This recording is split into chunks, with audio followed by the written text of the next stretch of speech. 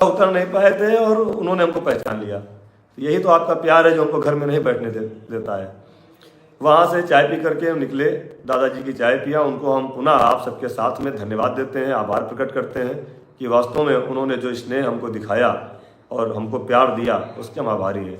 बदायूं में साथियों को पता चला तो हमारे बदायूं जनपद के जिला अध्यक्ष भाई अमित शर्मा जी और महामंत्री रईस अहमद जी ने रास्ते में एक ब्लॉक पड़ता है, वहाँ पर रुक करके अपने जनपद के पदाधिकारियों के साथ एक बैठक भी की और वहाँ पर शासन और सरकार में पैरवी चल रही है उसके बारे में जानकारी भी साझा की। हम जनपद बदायूं के उन सभी पदाधिकारियों और साथियों को हृदय से धन्यवाद देते हैं, प्रणाम करते हैं। देर शाम में भाई संभल में हम गिरीश जी के यहाँ पहुँचे। वहाँ संभल जनपद के भाई पदम सिंह से लेकर के जितने भी हमारे साथी थे सैकड़ों की संख्या में, वह सब हमारा इंतजार कर रहे थे और हमारे साथ वहाँ करीब 1 से 1.5 घंटे तक बने रहे। मैं उन सबको बहुत धन्यवाद और आभार प्रकट करता हूँ। वहाँ पर भी एक छोटी मोटी मीटिंग ही समझ लीजिए हुई और कार्यक्रम संपन्न होने के बाद वहाँ से रात में हम कासगंज होते हुए एटा के लिए निकल गए और एटा में रात में रुके, जहाँ पर मुझे रात में सर्दी लग गई और ठंडक के मौसम में रात में 4 बजे पेट दर्द शुरू हो गया।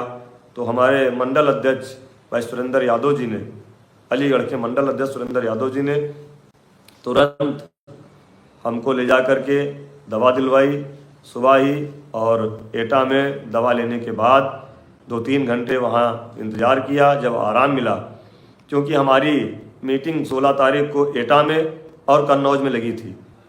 कन्नौज में भी हम लोग अपने लोगों के साथ बैठना चाह रहे थे, बात हो गई थी, लोग एकत्रित थे, लेकिन स्वास्थ्य ठीक ना होने के कारण मैं वहाँ से जब एटा से चला तो बारिश में भीगते हुए, आप यकीन करिए कि हमारे 20 पदाधिकारी भाई राजेश गुप्ता जी, मनोज यादव जी, हरिओम प्रजापति जी के साथ भीगते हुए सड़क पर खड़े थे। मैंने कहा कि आप लोग क्यों परेशान हैं इतना, हम निकल जाते घर, कहाँ नहीं, बिना आपसे मिले, आपका स्वास्थ्य ठीक नहीं, हम ऐसे नहीं जाने देंगे। 1-1.5 घंटा बेचारे हरिओम प्रजापति जी ने अपने घर पे बैठा के रखा और कहा जब थोड़ा आराम मिल जाए तब जाइएगा। मैं नमन करता हूँ ऐसे अपने भाइयों को जिनका प्यार हमको इस तरह से मिलता है।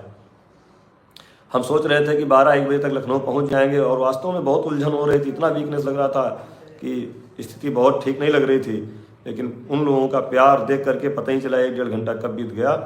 फिर उन लोगों ने वहाँ से हमें दवा खिलाकर और मूंग की खिचड़ी बनाकर खिलवाई भाई हरिओम प्रजापति जी ने। मैं कैसे भूलूंगा आप सबके एहसानों को, आप सबके प्यार को, कि इतना आप लोग हमें चाहते हैं। खिचड़ी खा करके दवा खा के वहाँ से निकले।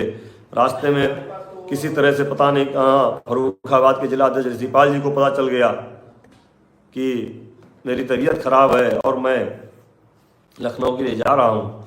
तो भाई ऋषिपाल जी भी अपने पदाधिकारियों के साथ